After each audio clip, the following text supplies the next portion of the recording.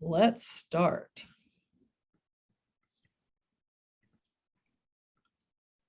Okay. There's the handsome gentleman right there. Oh, okay. So today we're really happy to be presenting our amazing local company, Chad Cheek and Eric Swaim of Artarie, and we'll be introducing them a little bit later. But we're gonna do first of all, I want to introduce our new team here at CCE. If you want to, there we go. We have two new staff members. Jody Coffin, who is our development operations manager. She has been 25 years in nonprofit management and designed and launched the arts administration program at UNCG, and most recently headed development at Triad Stage. There's Jody. Say hey, Jody. And then Julian Patton is our programs and operations coordinator. She's known for her great work as project manager for big Winston-Salem events, and is also founder of It's a Photo Booth Life. So Julian is our projects and operations coordinator. We're very happy to have both of them on board with us. And then next, we wanted to share with you that our Kinetic applications are now open.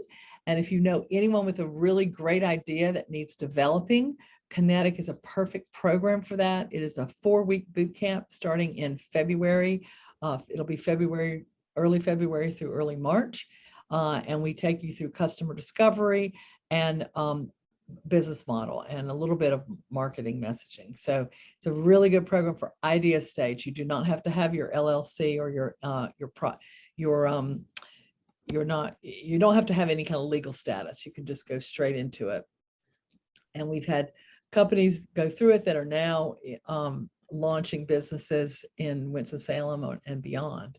We've actually had people from Berlin join us for Kinetic because there's just not a whole lot for early stage, idea stage creative businesses. So we're pleased with our Kinetic program. And then we have, of course, this is Momentum, which is our program that we're part of today. Momentum is a monthly meetup. We have a directory of our members and also a job board where you can learn about jobs that are in the creative industries. So you can become a member, and I see some of our members on the call today. So we're so glad that you could be part of it and join us today.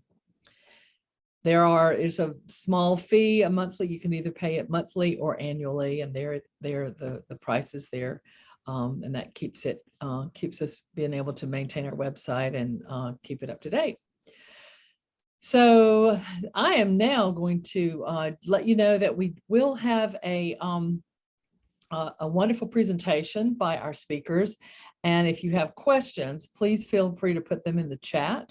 And we will have a Q&A at the end. If they want to take questions throughout, if they see the questions, they're welcome. That's up to them. They can certainly go, answer the questions as they go. But today we are really excited to share the launch and growth of a new creative company that started last year during COVID. Their business model fits really well with our tech mashup theme to enable and expand creative businesses. In order to really grow, you have to have technology in these days, and we are always encouraging our artists and creatives to embrace technology, and that's a theme that we work closely with in Momentum and CCE. So I'm really pleased to introduce Chad Cheek, the founder and chief curator of Artarie. He will share how Artarie uses streaming technology to provide greater access for performing arts and entertainment companies. These tools allow content-driven organizations to expand audiences and serve new segments of customers. It's a true win-win when you can still have your performances and expand beyond the concert hall or the theater or the opera house or the venue, whatever the venue is. So Chad is also the owner and president of Elephant in the Room. He is passionate about using great design to solve complex business problems. This boutique creative and advertising agency specializes in delivering branding, identity, and communication solutions. Chad was one of our first Momentum speakers many years ago at our monthly gatherings, and we are delighted to welcome him back today. Chad, take it away. Oh, great. Thank you, Margaret. It's nice to be invited to talk a little bit about Artarie. And you're right, I agree that the creative and tech mashup piece was a very interesting part of this. What I'll do, just to sort of give you a preview, I'll talk for a couple minutes here, and then I'll share a couple of slides, and then I'll share the site. And then maybe go back to some slides and kind of give you some background on how we thought about the beginning and the development of the platform.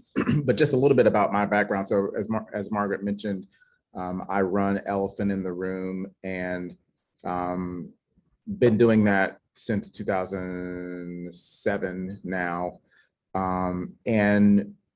Someone said to me in the beginning of 2020 that it would be interesting to think about something entrepreneurial that was adjacent to what we do in the design space, not directly related to it, but something where we could use our design expertise. And so I also am very involved in the creative nonprofit sector, not only in Winston-Salem, but also across the state of North Carolina. So I serve on the board of directors for the Winston-Salem Arts Council, the North Carolina Arts Council, the North Carolina Arts Foundation, I'm on the River Run board, I'm on the Piedmont Opera board. I just rolled off of the board for AIGA, and it goes on. So like, I'm very close to organizations that are really very heavily involved in the arts and culture space. And at the beginning of the pandemic, it became very clear that those organizations were having a hard time reaching their patrons because everything had been shut down. And so I began to think about the idea of creating a way for these organizations to continue to reach their patrons. And I looked at some research to show how that could come to life. So what I'll do is I'll share my screen and share with you a presentation that we used initially to start having conversations around this idea. So some of this information is what we were initially thinking about as far as Artarie is concerned.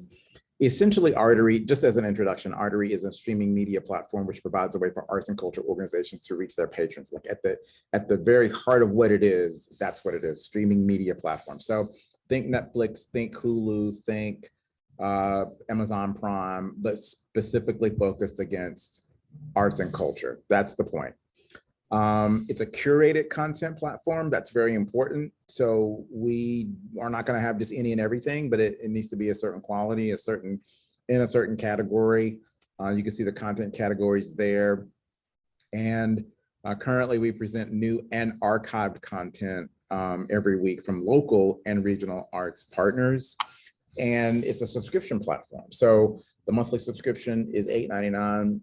We do like a 22% discount if you want to buy it annually for $84.99. So from a technology perspective, it is what's called an SVOD, TVOD, FVOD, and LVPPV platform. Now, what that means is it's subscription video on demand. It's also transactional video on demand. The difference between the two of those is that subscription on demand is I pay for a subscription and then I can watch all the content like you might do on Netflix. Transactional video on demand is there's a specific performance or there's a specific piece of content that I want to watch. And so I'll buy a ticket to that particular piece of content. And then free video on demand is some content that can be available without subscription. So we have that content as well. And then we built it to be a live pay-per-view platform as well. But I'll talk about that in a little bit later. We haven't really done any live video yet. There's some technology concerns as far as that's concerned that we will continue to work through. But that was the initial emphasis. A very important part of the original idea for Artarie is so that it could be accessible on popular streaming apps. So all the Apple applications for iPhone and Apple TV, but also Android, Roku, Fire TV, we had to develop the applications and go through the application development process for each of these apps so that it can be available and folks can download it. So that was a big learning process for me to figure out how to do all that work.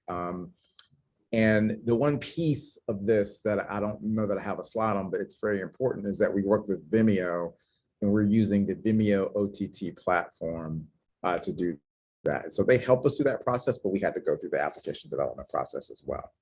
And so I'll stop sharing there, and I'll just kind of show you the actual site and how it works in case you're not familiar with it, if you have not seen it. So this is the home page, and you can, purchase your subscription there. And then, of course, we make it available on the different devices. Here you can join the mailing list. But then what we'll do here is feature our feature events or feature content that we have available. So you can see that there. And then if you click explore, it takes you to the main, what we call the main OTT page. And so this is basically where all the content lives. You can see right now we have there's a concert from Winston-Salem Symphony that's available now, a virtual table read, a dance festival show there. But then we have an opportunity to spotlight partners. So you can see our partners here: Music Maker Relief Foundation, Sawtooth, Bookmarks, the Ramcat, Winston-Salem Symphony, Authoring Action, Winston-Salem Festival Ballet, and River Run. And then we have different categories of content, right? So stage to screen, Black Voices ends up being a category around focusing on African-American experts relative to any kind of, or artists, I should say, relative to any kind of arts and culture. So, performers, authors, writers, whatever the case may be, we've created a category for that, and even for the kids with Authoring Action. We have a film category, and then we have a dance category, and we have so much roots music that we created a roots music category as well. And then we have a category for what we call conversations. It's primarily content that we get from Bookmarks, but just Zoom conversations, because that's what a lot of people are doing these days. We have a category for that as well. So I'll go back to the presentation and share with you some of the research that we looked at to determine if this would be a business case for building the platform.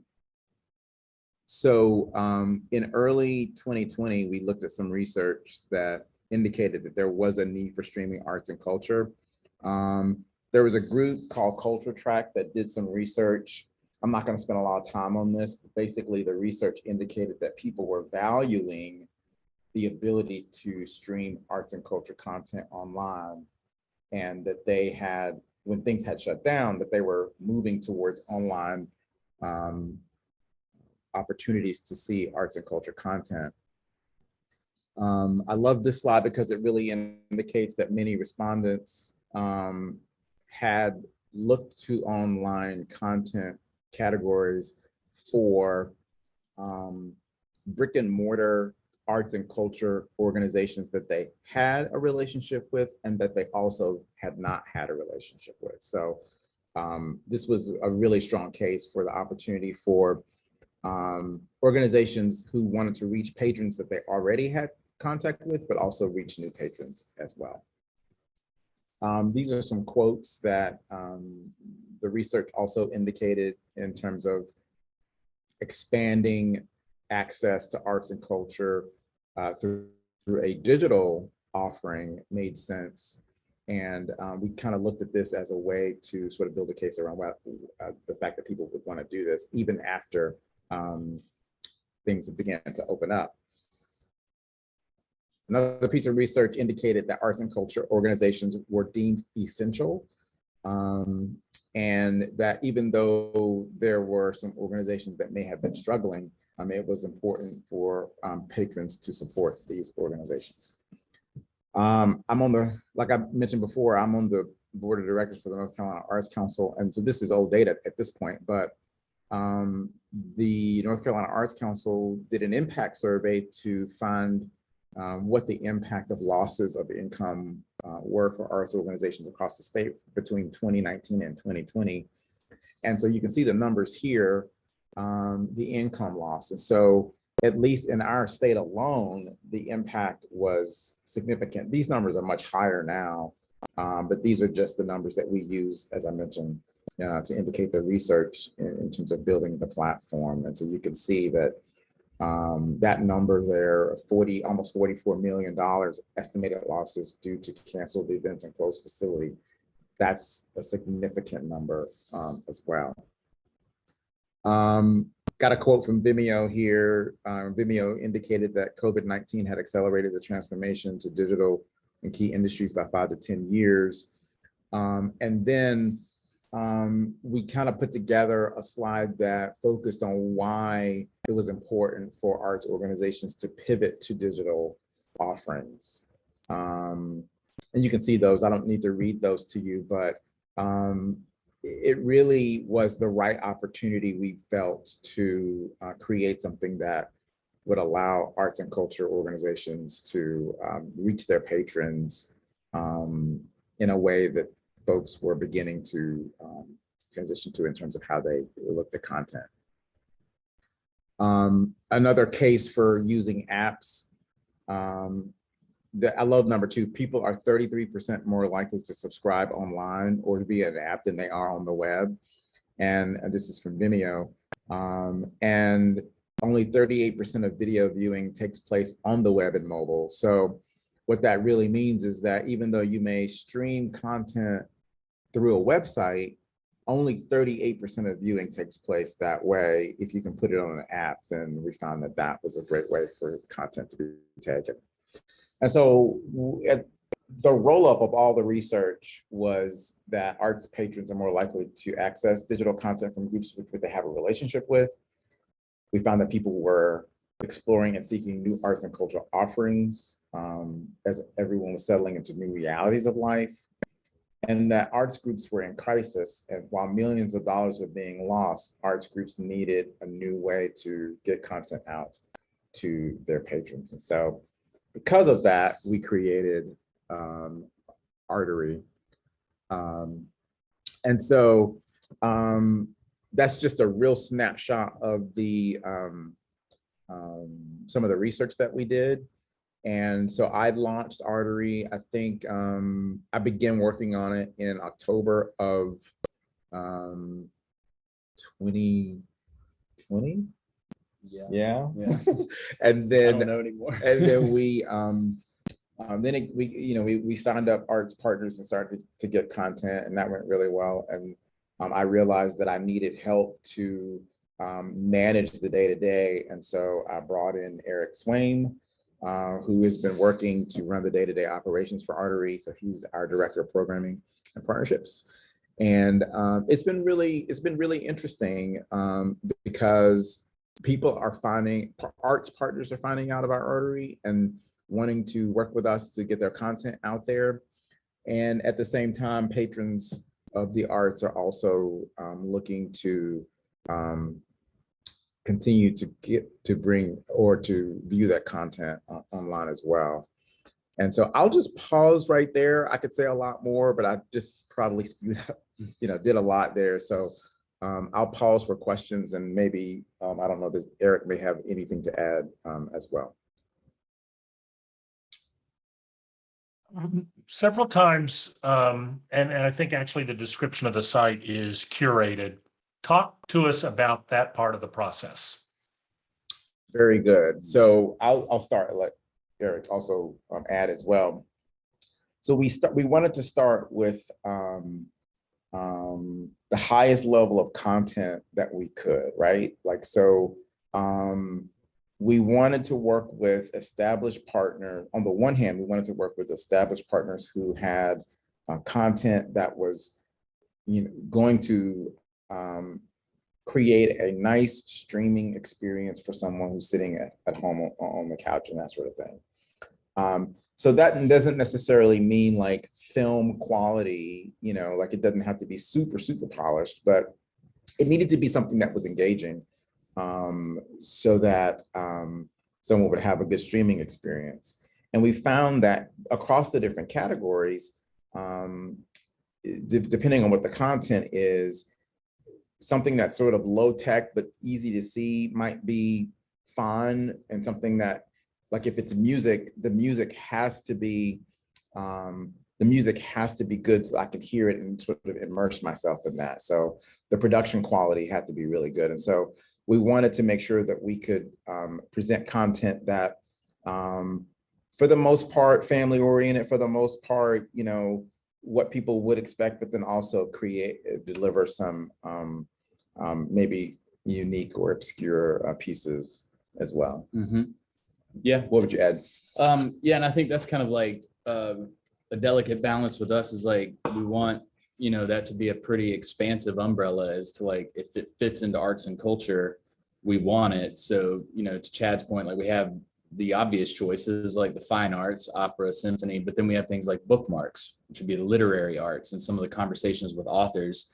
So in that way, we do need to be open to different types of production, different types of content, but we also want to be clear that it's curated and it's not like a YouTube where anyone can upload a video to Artarie. It's, it is coming through us. We're working, these are true partnerships. We're working with these organizations, in some cases to actually develop their content. And, in that way, it's definitely curated, that every week, every day, we're, making decisions on what's in the feature carousel, what's coming up next week. These are all things that are planned. Are we muted there? Is that? No, we're good. Okay. I got you. I saw a So- question in the chat around, oh, I'm sorry, Rick, did you have another question? Go ahead. We'll let others I go. saw a question in the chat about the name of Artarie, and is it an intentional double entendre? The answer is yeah. I mean, lifeline to arts and culture, yes. So that's an obvious sort of meaning behind the name. But then also, we were thinking about, like a brasserie or a bakery or a brewery. So really a place where you can go for arts and culture also in the name as well. Artarie is, I saw the other question, it is a for-profit organization. It's not a nonprofit. The work to establish a nonprofit entity in a very short development time was so much work that I decided to incorporate it in a separate business that I own. And so it's housed in that LLC. But eventually one day Artarie could be, or probably ought to be, owned by or managed by a non-for-profit or a nonprofit organization at some point. A quick question. Sure. I'm Carol Reeve. I'm actually the board chair of the Winston-Salem Symphony, so I greatly appreciate the platform. Cool. Wanted to get your just opinion and what you've heard from arts organizations. Obviously, the shift to digital content was a huge one, and it happened very, very quickly, right? So you guys acted quickly. I say kudos to you. A lot of people I heard saying, "Hey, we really should have some kind of platform that would allow us to," and you guys moved on it. So that's fantastic. Kudos to you. I'm curious about your opinions on whether or not that's the new normal, or whether things, with COVID and kind of the shift of, people wanting to go back to live performances, do you think that organizations will continue to kind of do both? Is that the new normal? What are your thoughts on that? I think it is the new normal, Carol. No one has a crystal ball, but and I'll use the symphony I think the symphony is a great example, actually. As you know, Carol, there was the symphony had already gotten on Stage Pass to provide digital content before Artarie was created. And so many symphony patrons were moving to Stage Pass to see that content because they couldn't go out and see it at all. Fast forward to 2021, Symphony is it's been a great partner. We, as a design firm, we do all of the creative design for the shows, for all of the performances for the Symphony. So all the stuff that's coming up, we've already kind of created the design for that. And so we kind of reworked our relationship with the Symphony from a streaming perspective. And I can tell you that many individuals who had a Stage Pass, who bought a Stage Pass from the Symphony from the 2020 season are now viewing content on Artarie for the 2021 season. So we're seeing more Symphony patrons viewing content online this year actually than we did last year. And obviously things have opened up a bit now, but the trend seems to be that people will still want to view a piece of content online. So I think it's a new normal. I also think that it's an opportunity for people who have seen a live show. If they enjoyed it, then they have the opportunity to go and see that performance again, or share that performance with someone else and say, hey, this is really cool, you should see it. And so just the opportunity to be able to stream that content, I think is very valuable. What would you? I agree. And I use this a lot when talking to potential partners and subscribers, but I think I like to compare it to the music and the film world, which both are already very deep into the streaming platforms. Obviously, when you look at Netflix, Spotify, all of those, no one sees that as taking away from live. People still go to movies and watch movies on Netflix. People still buy records and listen to music on Spotify and still go to concerts. And I think there's a little bit of a divide in the finer arts and performing arts where they don't quite see it that way yet. But I think they will. I think that's what's happening, is that this isn't taking away from live, it's expanding on it. And it is very much the way culture is going within the arts, outside of the arts. A lot of it is going streaming, and we are seeing more and more that everything's becoming app-based. And I think it's inevitable, to answer the question, that is going to be the new normal. And so we're hoping to help facilitate that more to the arts, because like I said, when you look at film and music and all that, it's already so ingrained in it. But I think we still have a little ways to go with the performing arts. And I think it's exciting territory, though. And to Chad's point, it's a chance to kind of engage beyond the venue, beyond the stage. And it's a chance for the organizations to do something a little different. You can't replace live, but you can present shows in a way that include things you can't get live, like some behind the scenes or certain camera angles. There is opportunity there to use film and use streaming. So I think that's pretty exciting territory. Yeah, one more thing I'll say to that. I alluded to it earlier. I mentioned that early on, our goal was to try to offer the ability to do live events. We haven't done that yet because we believe that there's so many factors that we found that makes that perhaps a challenge to produce a live event in a seamless way that you feel like it's well produced. And when you see a live show that's well produced, it takes, thousands of dollars, maybe $1 million to make that work. And when working with local arts partners, no one's got that much money to make that happen. And so we're encouraging our arts partners to film and then edit together their live events so that we can, present that content later in a little bit more packaged way. And so that's the one thing that we have found that is probably the best way to accomplish that. We just did a live festival last week. Mm-hmm. Was it last week or the week before last? 2 weeks ago, yeah. 2 weeks ago. And they wanted to do it live, but at the end of the day, it made more sense to edit some pieces together and create a piece of content that can then be presented live. And I think that you would agree that mm-hmm. doing it that way was better, just because yes, you can't fix certain things on the spot. There's internet capability, it's all kinds of stuff like make that happen. So yeah. That's one of the reasons we have decided to go in that direction. And I also saw that Hannah asked a question about the focus.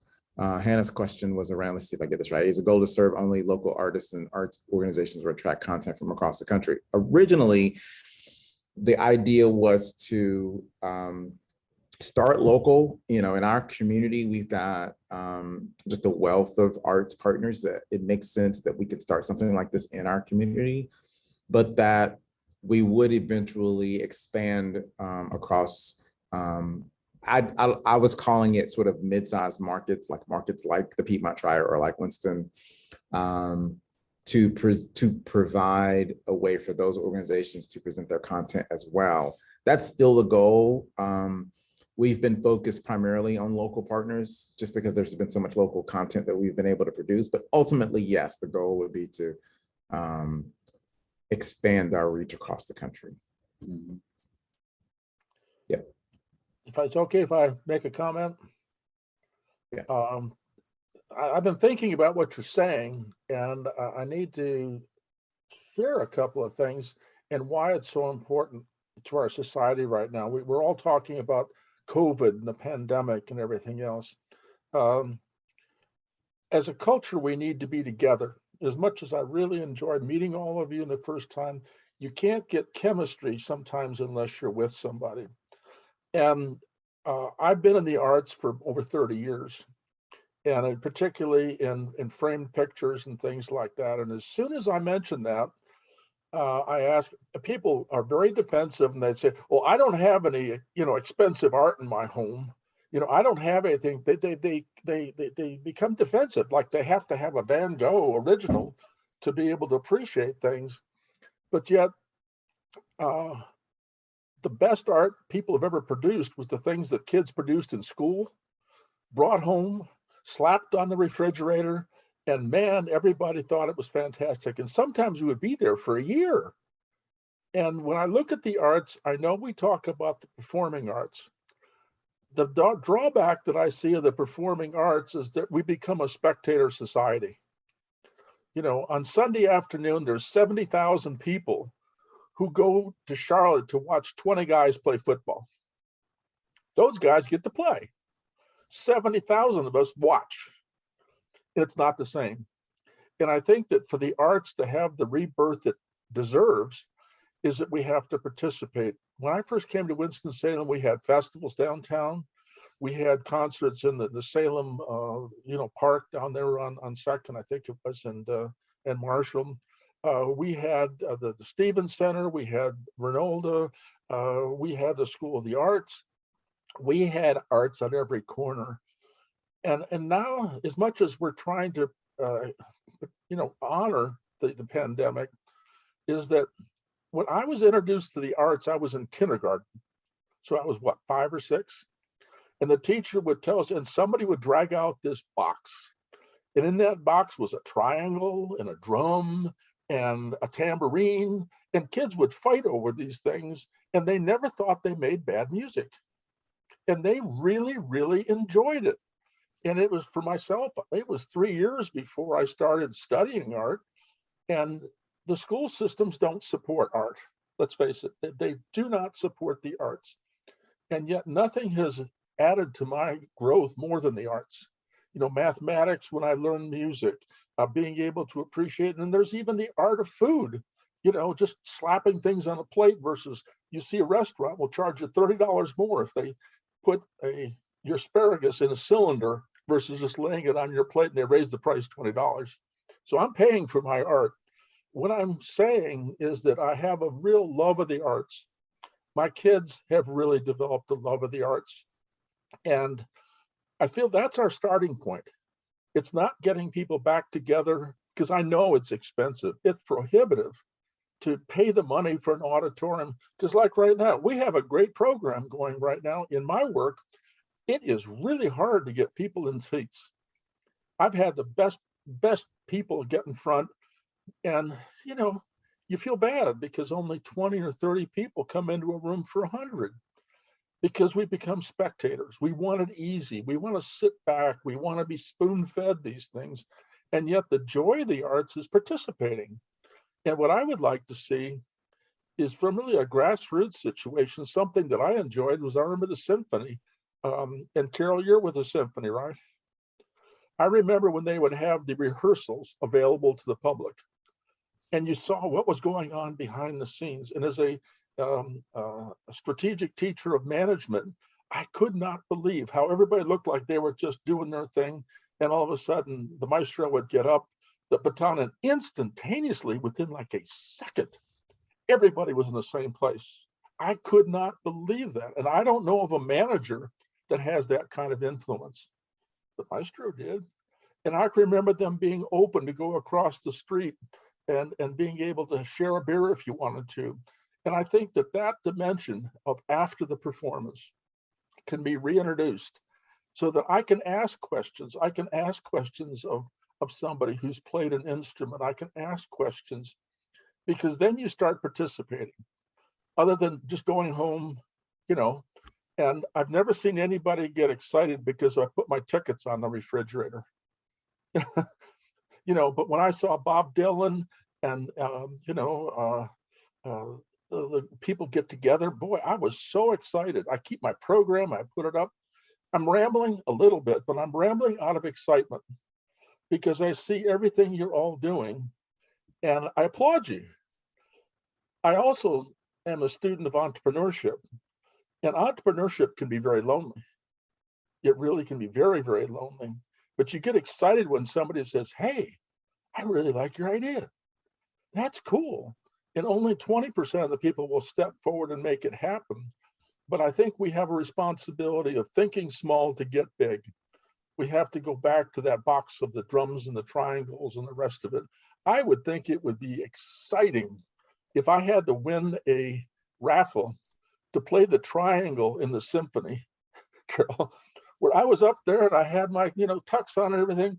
And at the right time, I went ding. And I can say that I played with the symphony. Do you think I would always remember that? You know what I mean? I remember people would do drumming on 6th Avenue, 6th Street. They would get out there and they would do drumming. I can remember our concerts, not concerts, but our programs that were on Saturday night during the summer. All of those are gone. There's not even a remnant, yet our streets are empty.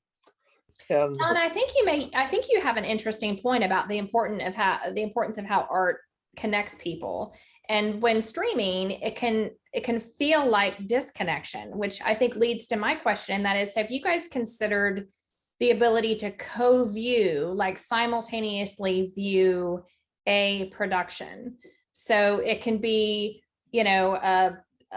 a date that you're having with someone who could be on the other side of the world from you, or you experience a production with somebody who's deployed in the military or something like that.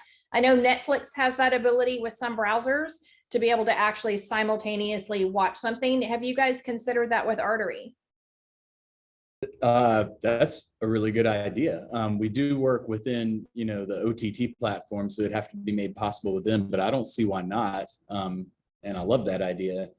And, that's a lot of what I think is part of the vision with, Artarie too, is like, to your point, Don, like, technology always kind of has that split of like, it can seem like it's disconnecting us, but it also connects us. And I love all those points you brought up. It's something I think about often. And it's interesting how streaming platforms and social media have done a lot to actually lower that point of entry, where a lot of folks may have felt like, they weren't allowed in a fine arts establishment or this and that, can easily watch it on a streaming app. Or, how we can so easily be in touch with like the musicians or the artists that we enjoy through their TikTok or through their Instagram. Like, in a way, we are all becoming very connected, and the stage is becoming a little lower and closer to the crowd. And I think that is a big part of our goal, is to, while it's curated and it's thoughtful, the goal is to be able to open the doors in that way. Like, for instance, when we put up the UNCSA's Pluck Project, which was a dance concert, so many of those students don't come from Winston. They come from other parts of the country to go to school at School of the Arts. And just having that available gave so many parents and family members who live in other parts of the country the ability to see their, child's performance. And The more we can expand on that, you know, to your point, Carol, like, is definitely something we'd like to do. The more we can connect people through it. And that's a lot of the value I see for partners, is being able to share each other's audiences. So when we do grow outside of Winston, you know, someone may come to the platform to watch Winston-Salem Symphony's concert, but then up next in their queue could be, you know, Charlotte Symphony, or so there could be something else where we can start sharing each other's audiences and grow in that way. The And other, also the being other able brief to, thing I'll like- say, Go I ahead. appreciate your patience with me. I really, really do, because I know that when I get excited, somebody has to go like this. I would love to see a quartet show up at the airport and just play at the airport with thousands of people coming through, and stop them and just photograph them and see, you know, how they're at. I'm behind you 100%. I share a certain frustration of making that contact so everybody understands that you're lowering the level of access. I do feel that's the direction. That's what I'm trying to say. And I know what a difference it made in my life, that nothing came close to it. Nothing came close to that, except maybe the military, in influencing what I've done. So thank you for what you're doing. Margaret, thanks. You know, we don't need 1,000 people to make sense. Okay. And I'm selfish. I'm here. I got my dime's worth. So thank you. You know, and meeting each one of you, I feel like, hey, there's 7 or 8 more people that have expanded my influence. So I thank all of you, but I thank, you know, you gentlemen, you know, Chad and Eric for what you're doing, and Rick behind all of this, you know, everybody, you know, Julian and Margaret, Jody, Carol. the Hannah, one other point everybody I'd like else to I make, thank missed. you, Don. Thank you, Don. I appreciate that. The one brief point I'd like to make is, I think it's important. When I was developing Artarie, the need to, Carol help me remember this, the development cycle was rapid, very fast. And so from an entrepreneurship perspective, it was really faster than anything that I was very comfortable with. But the only way I could get comfortable with it was to sort of think in terms of trying to get at least 75% of it right, because it would be impossible to develop it rapidly and get 100% right. So I say that to say that we wanted to get the technology right, wanted to make sure we had a good focus for partners, and get just the general idea like 75% right. And then the other 25%, it could be okay if it wasn't right. We could tweak it later. There may be new ideas, there may be things we would learn in the process that we need to sort of tweak and go forward with later on. And so there are several things that we could do differently or could have done differently. But our goal was just to get it to market as quickly as possible and get it 75% right. So as we look at things now, there are definitely so many other things that we might look at and to tweak that last 25%. Thank you. Chad, there's a quote from a famous French philosopher, Paul Villault, that goes, "When you invent the ship, you also invent the shipwreck." Right? When you invent the plane, you invent the plane crash. When you invent electricity, you also invent electrocution. What's the downside to what's the potential downside for the platform and the audience you're trying to build, and what are you doing about it? Well, the downside, and part of the downside that we, I think, are experiencing is how viable of a real business model is it? I think it's the question. You know, it ends up, when you build something as an entrepreneur, you end up investing in. I have invested in this. It is not making a significant amount of money. So is there real money in it? Like, I think it's a great idea. People like having access to it, but like, you know, what's the you know, real upside relative to it being a real money-making venture? Not that you do everything to make money, but you don't do things to lose money either, you know? So that's the first part of it. But the second thing is whether or not arts and culture organizations have the ability to really think strategically about how to do two things or do a new thing. Like if I pick on the symphony for a second, because they're partners and friends, the symphony really does know, very well how to create a nice, wonderful experience in a theater, but they don't necessarily have the expertise to create a wonderful experience in a theater and also in a living room. So that's a new thing they have to do, right? So now I'm very happy with what the symphony's done. So I pick on them because they're a good example of being able to do that, but can that happen across many different arts and culture organizations? Because if I'm a ballet company, I know how to create a performance on a stage where I know the audience is sitting this many rows back, but thinking about how to produce something that's good streaming content that's going to look good on a stage and in a home, that may be a new skill that they may not have. And so pulling all that together, I think also ends up being a learning challenge as well. It's also very expensive I for arts think organizations to do that. It's very expensive. Yeah, I guess where my head was at was in a slightly different space, which is, anytime we create something new, we run the risk that it fails and it doesn't work. I was actually thinking about sort of the downside potential effects. As an example, right?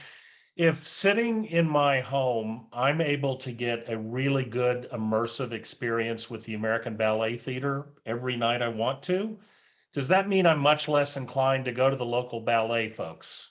Because instead of seeing sort of, medium level talent, I can see the best in the world every single night. Don't know, right? I don't know what that is, but I understand the question. Yeah. If you think I about, understand. if you think about baseball as an example, right? The reason minor league teams have survived is not because they're trying to match talent for talent, but because they brought other things to the table, right? And so you wonder if, as we get access on a more regular basis to the best talent in the world, whether that means the folks in the next tier have got to do something significantly different to stay relevant. I love the question, Rick, and I understand where you're coming from. Here's what I believe to be true, and I may be wrong, but this is what I believe. I believe that if I'm a fan of, let's say, the opera or ballet, and you tell me that I can get access to the best all over the world, I may take advantage of that because I'm a patron of that particular art and I love it. But it doesn't negate my desire and need to want to go and support my local organizations as well, right? So we're not, as people, I don't believe we as people are one-dimensional and can think about the way we take in arts and culture in one or two different ways. So if a street performance, if we enjoy arts and culture, and we enjoy a street performance, we can allow ourselves to enjoy that. But if we want to experience it in a different context and in a different venue or environment, we can pivot and do that as well.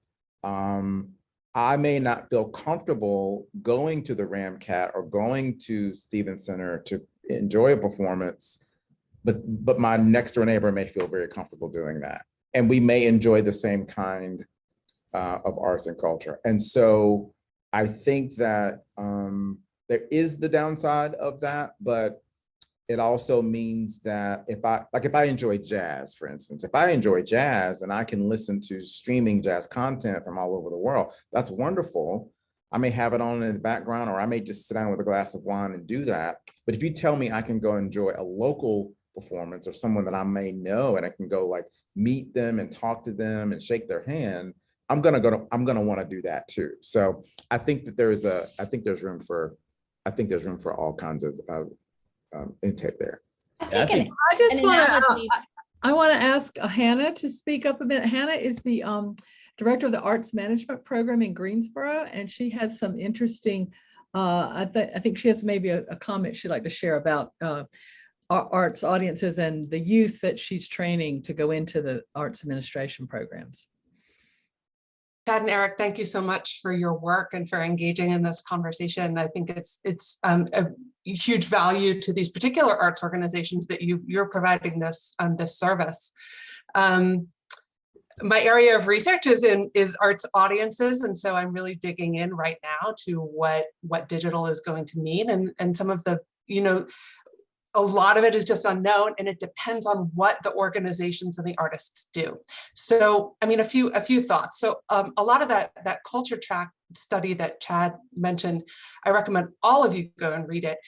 What it also said is that audiences are going straight to artists. They're not necessarily going always to arts organizations. So recognize now you're also in direct competition with artists. Second, a lot of people are showing up at organizations where they have never been in person. So there's been a huge expansion of digital audiences for arts organizations. Now that is not even, right? So some organizations put up work and 5 people will show up. The Geffen Playhouse has hundreds of thousands of people from around the world. So it's definitely not even, and quality and reputation, pre-existing reputation really, really matters. And the last thing is on this last part of the conversation, from what we know from the Met, specifically the National Theater, has had the best research done on it across its many years of live streaming. Those audiences know the difference between showing up to a live performance and digital. So we need to trust the audience. Yeah. If they know that they're going from their house or to a movie theater and not seeing the same thing, they still want to be there. They still see huge value in doing that. And they're not, it is not, they know that it's different. They also know the difference between watching the English National Opera and watching their local opera company, or New York City Ballet and their local ballet company. They're just different. And so we shouldn't assume on behalf of them what they're going to find value in. We should just create and just put out. And we do need to be in a place of what value are we putting out there, because not all video content is of value to a lot of people, but it's at least a value to some people. So you were talking about these families that couldn't make it, right? That's a value to them. It's not a value to people who are not connected to those performers, right? So just I'm always encouraging people to think about, there's multiple audiences. There's not one big like blob of audience, and people just don't find the same value in the same thing. So I'm just really encouraged now to see people leaning into digital, a lot because of the access and just the opportunity. So, and I'll stop there. Thank you so much.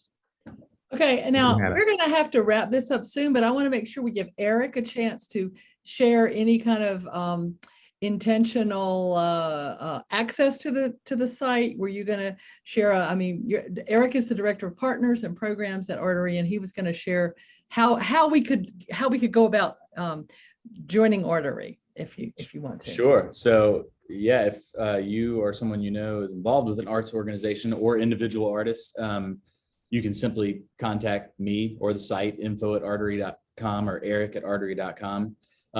Subscribing is easy, and we're actually offering today to everyone that's attending this, or you can offer it through your avenues as well. But to celebrate 10 years of you guys, we're doing a promo code that's CCE10.